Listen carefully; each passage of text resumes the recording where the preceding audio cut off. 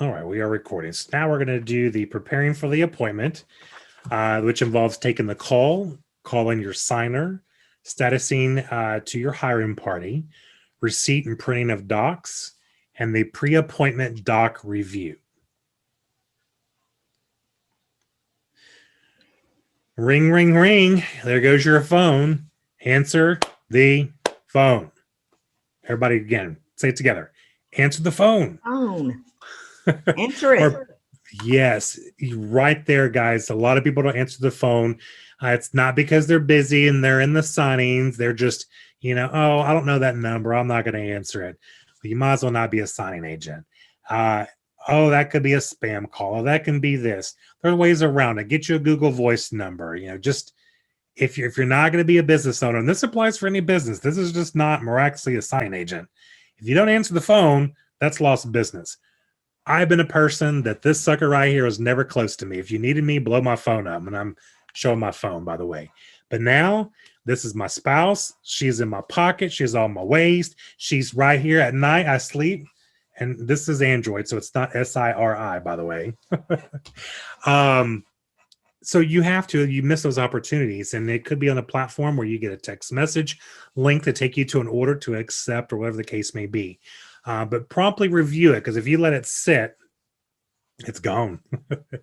But check your calendar. Are you even available? One thing that can get you a demerit on your profile is double booking yourself and then calling and canceling with one. And usually signing agents, it's the one that pays more. Yes, hiring parties know that. Yes, Jake can usually tell when you were fibbing. The ones that have done this a long time can tell, but sometimes it happens. You have a doctor's appointment, things like that, and people can reasonably understand that. So don't overbook yourself is my point. What type of assignment or loan package is it? Remember, we went over the difference between the home equity loan versus, say, seller package or cash buyer, all the way up to the commercial. Where is it? Is this, and where I moved from in the Dallas-Fort Worth area, I mean, I was a block from a different county, crossing over the county line, and I was 5 miles from another county line. So when they say, oh, it's in Denton County, well, I'm just 5 miles from Denton County, but Denton County almost touches Oklahoma. It's one county shy or south of the border, and that's a huge difference. So where exactly is this in Denton County? You want to factor in your commute time, your fuel, tolls, if that applies, parking fees, things like that. And then what are they paying? And does it fit your business model? So many, I say so many, I've been saying that a lot today, but what frustrates me sometimes is when we actually have to call notaries because it's an area that nobody's answering, because it's very rural and, whatever the case may be. And, this is Jake, with this particular signing service. And I see your profile. It looks like you're a great candidate, and I would like to offer you a signing. And before I could really tell them what's involved is, what do you pay? And I'm like, well, $10,000. I mean, you be strategic in how you ask questions, because again, you're a business owner, and you'll be very surprised your competition, how they act, and just very unprofessional. So kind of do that at the very end. Let your hiring party talk, because while they're just blabbing their mouth, guess what? You're interviewing them. Are they sincere? They seem like they're on the up and up. And then you can say, okay, that's great. I'm looking and I see that's, about 25 miles away. There's some obstacles because we've got some inclement weather that may be coming in, or that's across the lake. So if you run Google Maps, it's going to say it's a 10-minute drive, but it's easily an hour. But I would be happy to do that. This is my fee. And yes, I will include the scan backs as requested. Bam. All right. Special request to factor in, again, scan backs, and what exactly is their expectation for you to return that back. Please do not be one of those signing agents that takes signings throughout the day because you just see all the dollars, but your first 2 signings need scan backs and you do them in the evening. Basically, you have breached your scope of practice that you were hired to do. You broke your contract and your obligations, so they may not pay you. Some signing services are really, they mean it, So if they need scan backs, they need it by noon, and it was a 9 a.m. signing. Well, by golly, by noon, because you accepted that. when you were hired. So factor that in. Parking and access restrictions. Is this downtown? Do you have street parking, a meter fee, or are you having to pay a parking garage attendant? Definitely want to factor that in if it's known. Those, again, of you in Texas, if you have to get a location to meet the requirements, that's anywhere from $25 to $50 on top of your fee. What if there's multiple locations to meet other signers? Hey, can you stop by Mr. at his work and then Mrs. at home, and then their best friend's mother's Meemaw, who's the co-signer, 10 miles away. There's multiple stops. You need to make sure you're compensated for that. How much time do you need on the package? If this is going to be that reverse mortgage, you're going to be there a little bit longer. So time is money. So keep that in mind. What if there's more than signers? Usually more than 3 is a little bit of can be a burden. So, if it's a, 50-page transaction, but you're meeting the board of directors or let's say the HOA people, and there's 10 people signing, well, that could be a long process. Are there going to be additional packages at the same location? So that 80-20 loan or the piggyback, or sometimes you have investors to where they have rental properties across, wherever, and they might be doing 10 refis.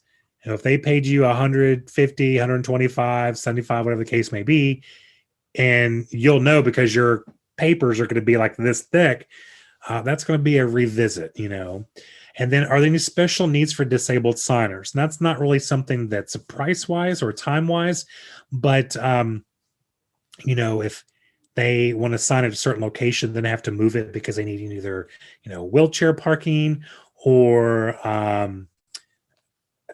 let's just say that some people are in the hospital, or a retirement community, and you have to park far away, or you have to park at a special parking lot. I'm just kind of being random here, but anything that does require additional costs, you do want to make sure that's part of the equation, but also time if you need to assist people that have any special need or handicap. All right. Negotiation and payment terms. Factor all of those in. So in case they influence your fee before you commit to the actual fee amount, you don't want to undersell yourself. You don't want to say, okay, I'll do this for, $85 because I really want to work with you. If your fee is $90, $95 and it's a fair fee, then stick with it. Also, know when to expect your check, as Ty was just saying. So for instance, if they tell you 30 days, that's very different than 30 business days. And then how will your fee be paid? Is it e-check, ACH? Are they going to snail mail it as a paper check? And then should you invoice them? And bottom line is be committed when you take that assignment. Either at that point negotiate or accept the fee. If you accept it, don't go back and renegotiate for things that are already disclosed.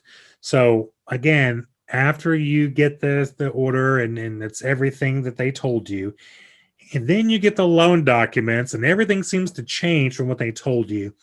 Honestly, as any business owner would, that's your invitation to call them back or email and say, look, this is what, I accepted. These were the terms. However, there's a lot more involved or more signed to whatever. I'm requesting a fee increase of, please, confirm. And most of the time they're happy to do that because the signing service or even the direct title company may not know that real estate agent was in communication with their clients and they changed it up, and you're just the first person to know. So a lot of times they're very grateful you inform them and they'll approve that. All right. When you get the hiring party's instructions, you need to fine comb them and make sure that they mirror what you were told on the phone if you had a phone conversation.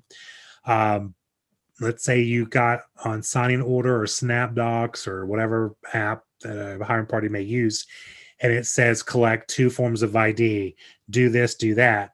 And then you get your written instructions. It says only 1 form is needed. Then you want clarification.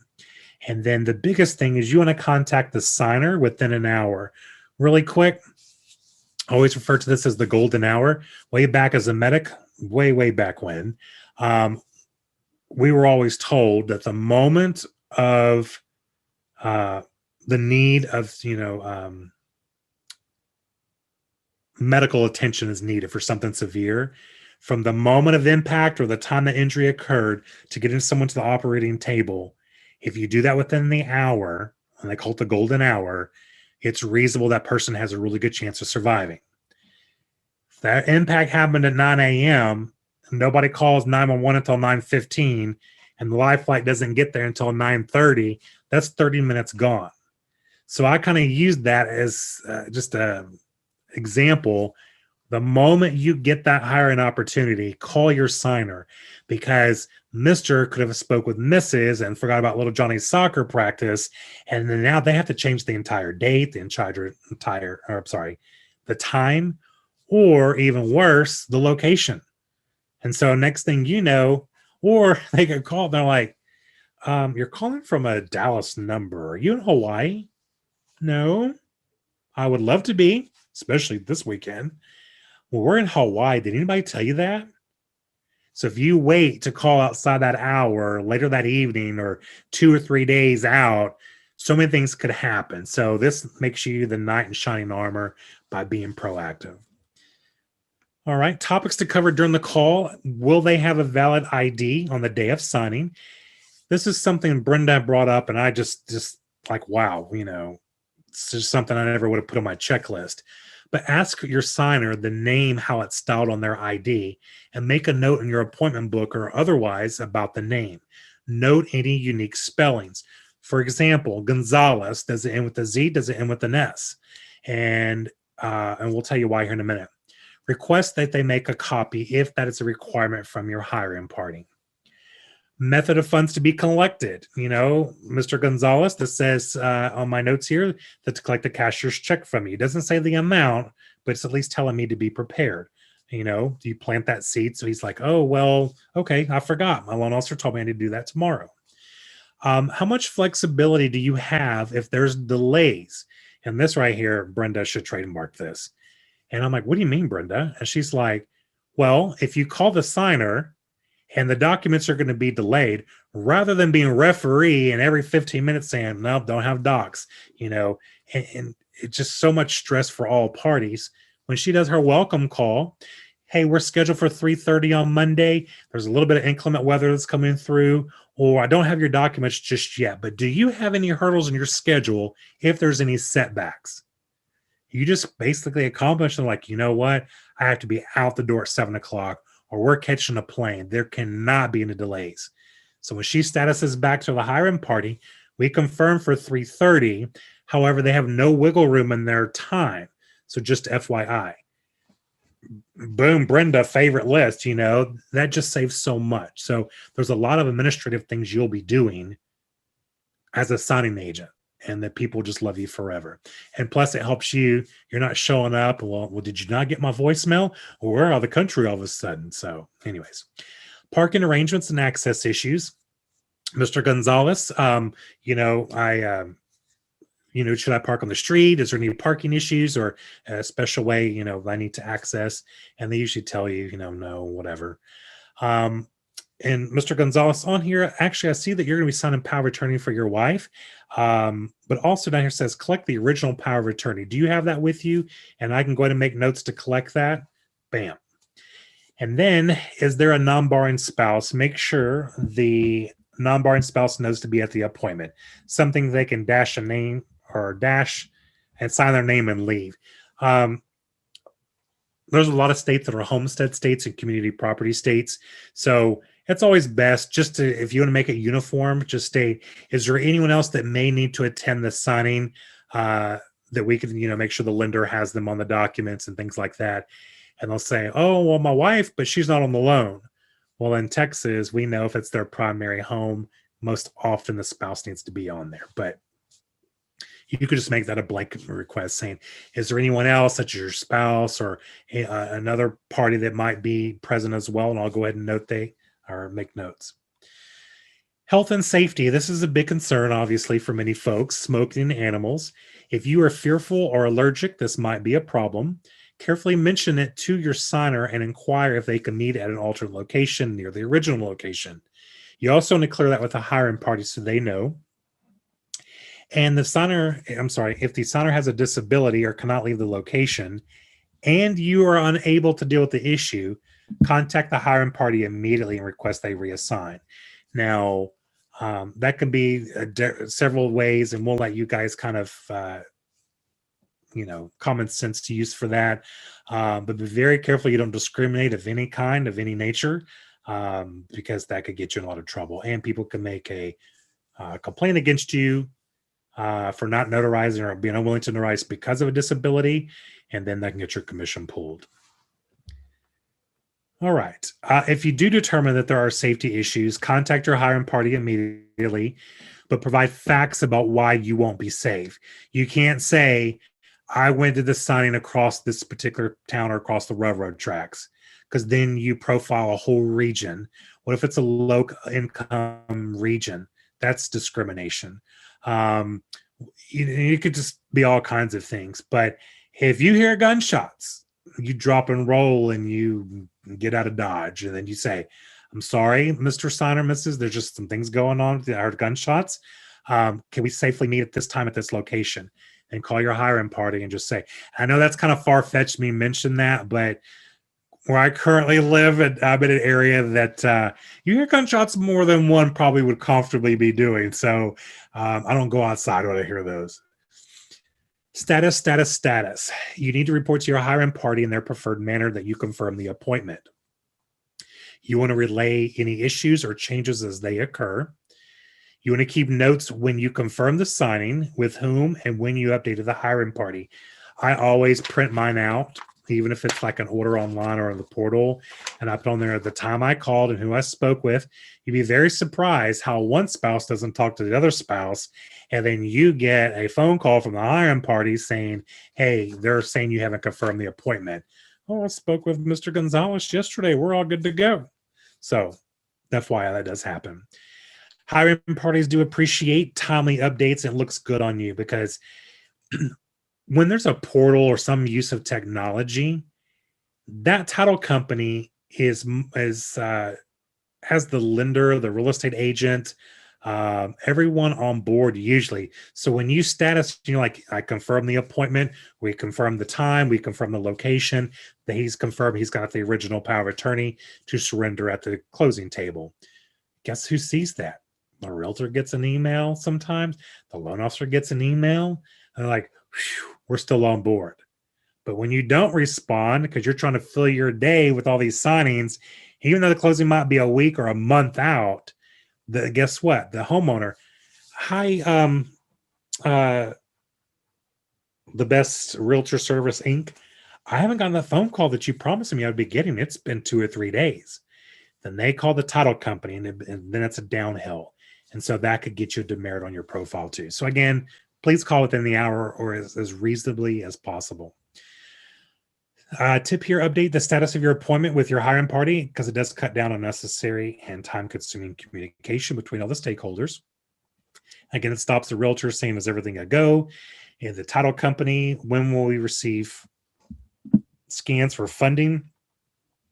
And the lender can call the title company saying, hey, will the documents be dropped today? Those are all things you can address in your communication.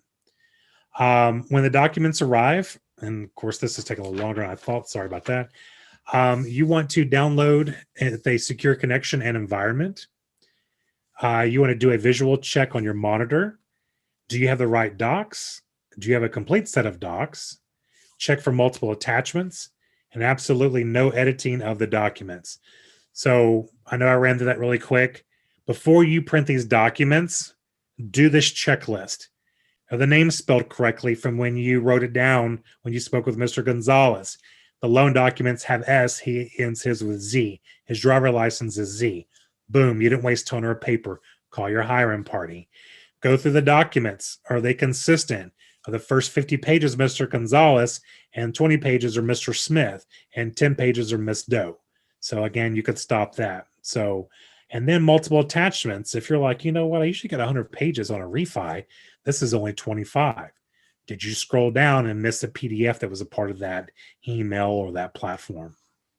You do not want to edit the documents if you have full access to do so, to score brownie points, to type in your name, your commission expiration. Because the moment you unlock a document, sometimes the font will change with what the doc preparer intended. And you go to the signing table, and next thing you know, you got wingdings font, smiley faces, mailboxes, and little GIFs and all that. So it's never a good idea to edit the documents. Before you print the documents and you're like, okay, we're good here, look for additional written instructions from your title company or the lender. Sometimes they have their own in there. If it conflicts, call your hiring party. Does the quantity of signers match your instructions? If they told you that Mr. and Mrs. both needed to be there, but on the documents, Mrs. is nowhere on there, follow up with your hiring party.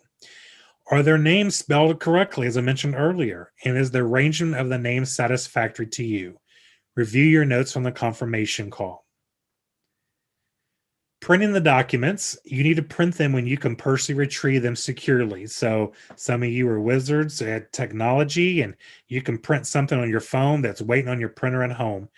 If you live in your house by yourself and you don't have a cleaning service, or your mean sibling that wants to stop by and need all your groceries, or whatever the case may be, then you probably would be okay. But we would just exercise caution and saying you print when you could physically get them before the warmth of the toner goes cold.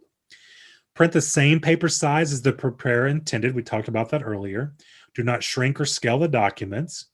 Periodically examine for smears or toner bleeding.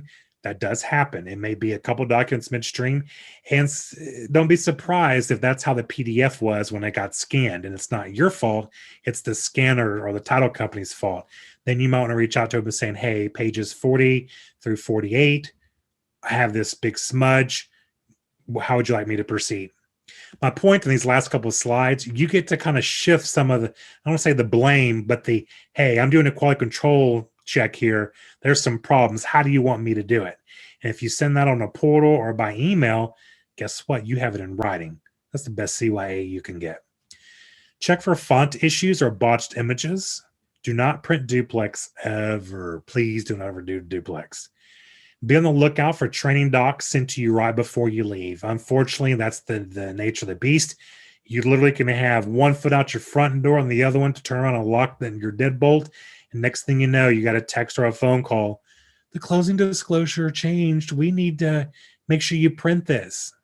Great. Go in there and print it, but then call your signer saying, look, there's just a quick change. I'll be 5 minutes behind schedule. Review and prep the documents. Pull the Fab 5 to the front if you're allowed to do that. Otherwise, again, you put the Post-it notes there to flag them. Print an additional copy for the signer's records and also a dual purpose as a backup if needed. Any urgent documents where they said, hey, make sure you do this, or that they sign this document, go ahead and pull that to the front right behind the Fab 5. That way you just get it out of the way and you're not doubting yourself later. When you're trying to go to bed, there's nothing like trying to get relaxed and wind down for the day. It's like, by golly, did I do that earlier? So when you prepare the documents to print, do not use whiteout or highlighters. Notable instruments, again, does the closing disclosure require funds to be collected? If so, what type of funds are required and what amount? Does that Patriot Act require an additional ID? Does the lender's instructions have a place for the signer to execute? That's a common thing that lenders now have that. They'll have 10 pages of instructions and they have the special instructions that's 2 pages. And for many, many years, they were never signed by the signer, and now they are. So be on the lookout for that. And then are there any instructions on the power of attorney, or also known as, if you see that? You definitely want to make sure you get that confirmed. You don't assume how it needs to be signed. All right, let's stop with number 9. We'll go to number 10.